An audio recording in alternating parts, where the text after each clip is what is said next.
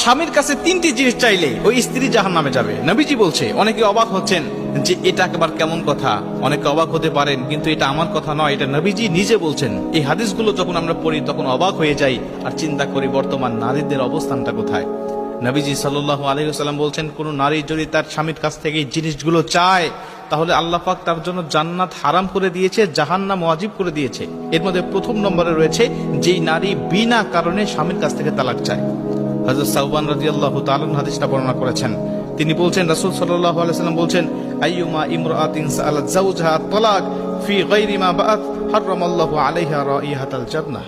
তিনি বলছেন, রাসূল সাল্লাল্লাহু আলাইহি ওয়াসাল্লাম আমাদেরকে জানিয়েছেন, যেই নারী বিনা কারণে তার স্বামীর কাছ থেকে তালাক চায়, কথায় কথায় তালাক চায়, বলে তোমার ভাত আমি খাবো না, তুমি আমাকে তালাক দাও, প্রয়োজনে বাসায় মানুষের বাসায় কাজ করে খাবো, তাও তোমার ভাত আমি খাবো না, প্রয়োজনে গার্মেন্টসে চাকরি করবো, তাও তোমার বাসায় আমি থাকবো না, তুমি আমাকে তালাক